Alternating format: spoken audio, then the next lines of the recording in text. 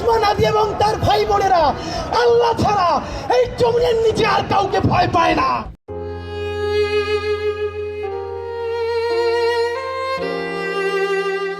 ঢাকার Bijoynagar box culvert road 12 December 2025 দুপুরের নিস্তব্ধতায় একটি গুলির শব্দ বাংলাদেশের ইতিহাসকে বদলে দিয়েছে। শরীফ ওসমান হাদী মাত্র 32 বছরের এক তরুণ যোদ্ধা, যিনি জুলাইয়ের গর্ব আর স্বপ্নের প্রতীক ছিলেন। তার উপর চালানো হয়েছে একটি সুসংগঠিত হত্যা প্রচেষ্টা এবং তারা সফল হয়েছে।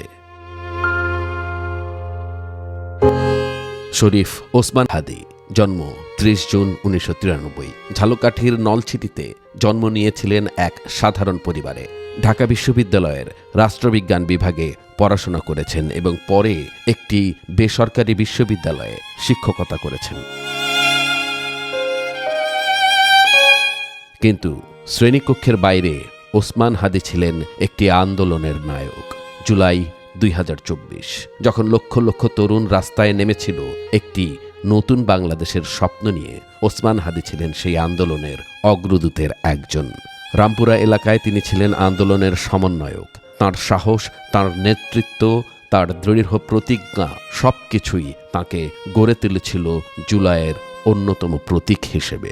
তিনি প্রতিষ্ঠা করেছিলেন ইনকিলাব মঞ্চ নামে একটি সংগঠন।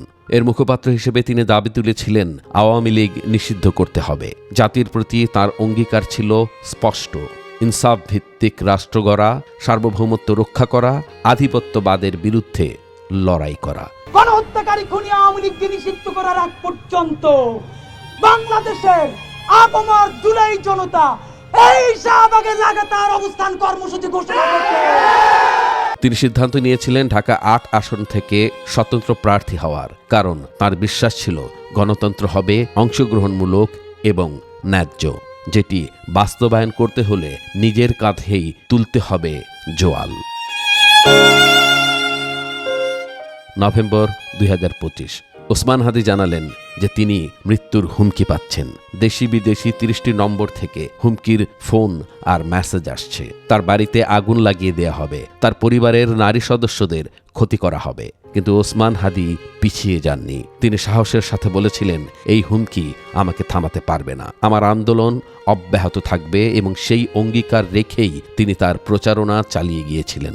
সবাই যখন মৃত্যুটাকে ভীষণ ভয় পায়, আমি তখন হাসতে হাসতে আল্লাহর কাছে ভীষণ সন্তুষ্টি নিয়ে পৌঁছতে চাই যে আমি একটা ন্যূনতম ওই জীবনটা লিড করতে পারলাম, যে আমি একটা ইনসাফের হাসি নিয়ে আমি আমার আল্লাহর কাছে পৌঁছতে চাই। 12 ডিসেম্বর 2025 জুমার নামাজের পর ওসমান হাদী ফিরছিলেন রিকশায় করে বিজয়নগর ফক্স কালভার্ট রোড।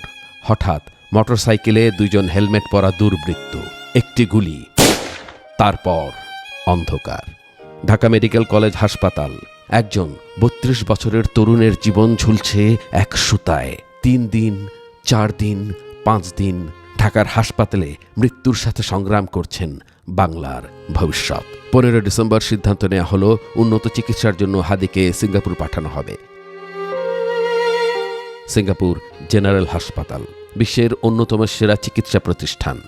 একটি গুলির ক্ষত কতটা গভীর হতে পারে? হাদীর মাথার আঘাত যেন লেগেছে সারা বাংলাদেশের হৃদয়ে। বাংলার জনতার ঘরে ঘরে মুনাজাত মাত্র 32 বছরের এক যুবকের জন্য। 18 ডিসেম্বর 2025 বৃহস্পতিবার রাত সিঙ্গাপুরে শেষ হয়ে যায় ওসমান হাদীর জীবন। 6 দিন অবিরত সংগ্রাম, সব শেষ। একজন মা হারালেন তার সন্তানকে, একটি পরিবার হারায় তার গর্ব, আর বাংলাদেশ হারায় একজন সম্ভাবনাময় পথপ্রদর্শককে।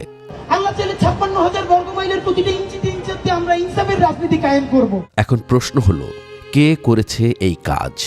নাম উঠে আসে ফয়সাল করিম মাসুদ এবং তার সঙ্গী আলমগীর শেখ, যারা নিষিদ্ধ ছাত্রলীগের সাবেক নেতা।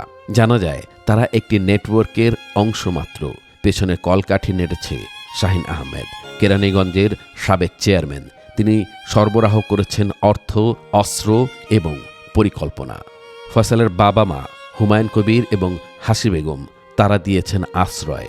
তার স্ত্রী শাহেদা পারভিনও যুক্ত ছিল এই মিশনে।